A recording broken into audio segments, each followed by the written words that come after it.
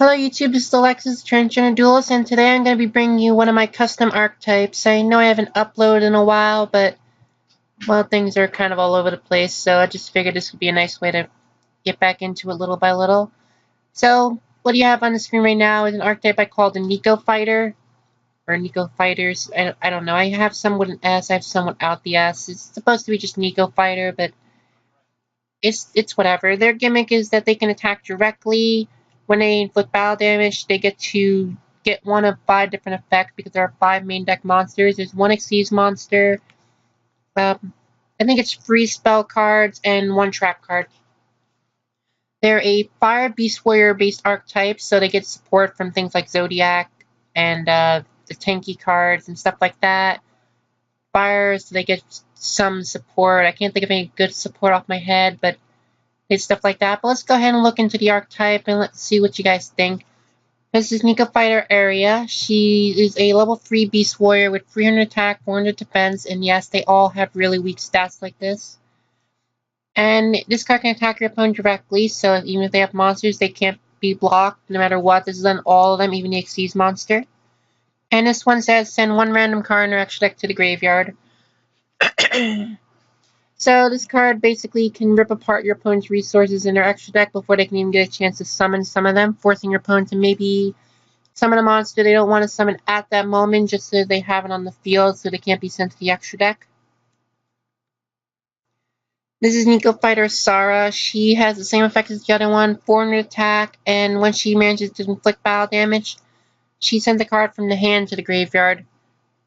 So basically, like, this card is a little bit debatable, but if your opponent has, say, hand traps, it could be really nice to just rip them out of your opponent's hand. And if your opponent has a field, they probably have a hand trap or 2 in their hand, so this could be pretty nice. It's not the best one, but she is level 4, so she does offer you that access to the rank 4 toolbox, which is pretty nice. Overall, I think she's probably one of the better ones just because she can rip apart the hand. If you're playing against a slower deck or just playing against casually with friends, I think this card would probably be the best one of them. Next one is Neko Fighter Leah, and when she does battle damage, she destroys 1 spell or trap card on the field. So she's basically a slower version of MST. She only has 100 attack points, but I think she's still okay with just the 100 attack points, and she does destroy the back row, and there are reasons to have these monsters on the field in attack mode, which we'll be getting to when we get to the trap cards and the spell cards.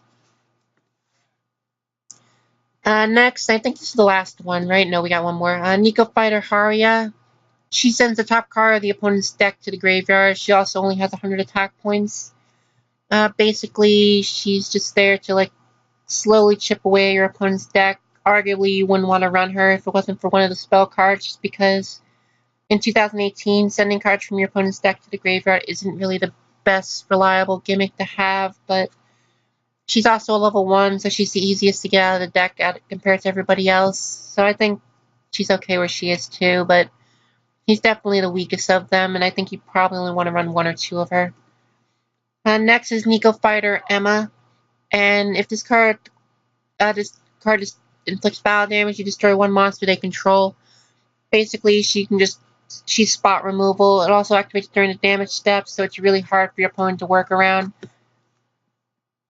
Since once you've inflicted battle damage to your opponent, unless they have like a Solemn Strike or a Cyber Dragon Infinity or something like that, it's really hard to stop her. She's also the second and only other level 4 in the archetype, so she gives you access to that all-powerful rank 4 toolbox. All the others are like level 1, 2, 3. Anyway, for their field spell, we got Neko Part.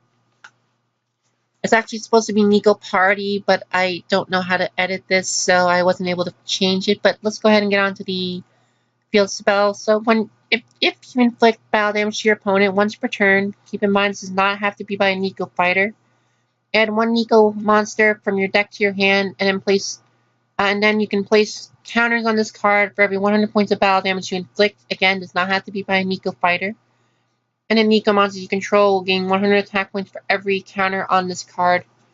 Basically, the more you fight, the more powerful your monsters get. Like, this one's only 100, but after you've attacked with, say, your strongest, which is 400, she goes all the way up to 500, and the 400 goes all the way up to 900.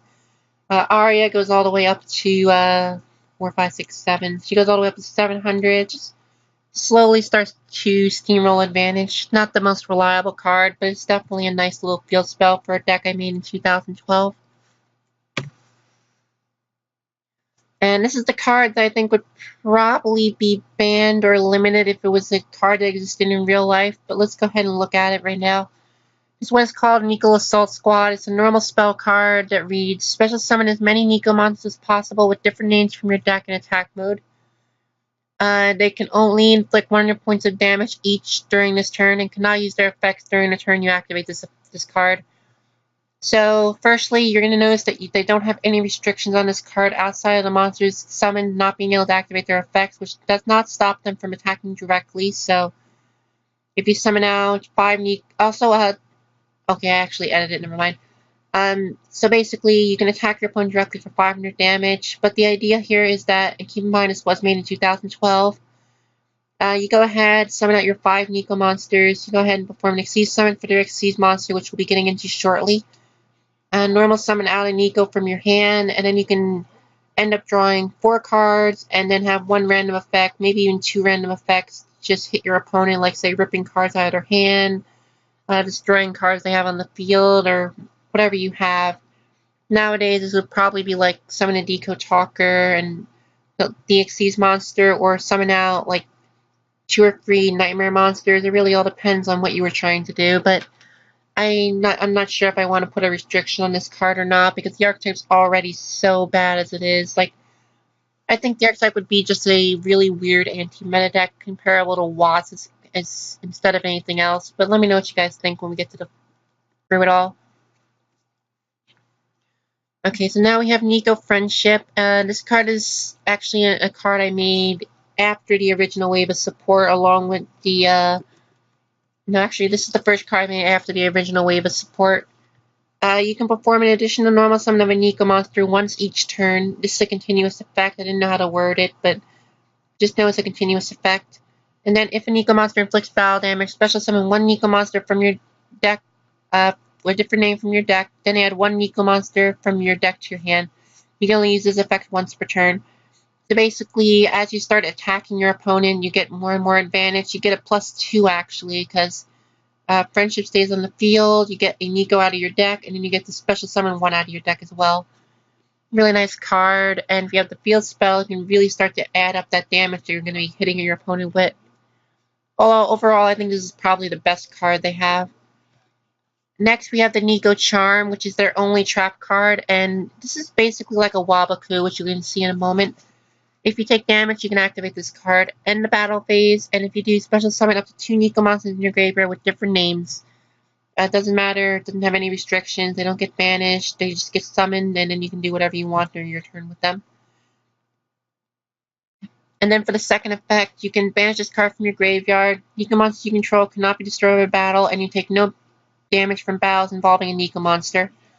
So basically, this is a Wabaku that you can activate from your graveyard. Think of it as Raid Raptor Readiness, but for Neko monsters. And not really a whole lot to say there. You can activate like Foolish Burial of Goods to send it to the graveyard, or you can just set it on the field and end the battle phase when your opponent tries to kill you in 1 turn. Solid card, not the best, but it's one of the new support that I made, so let me know what you guys think of it.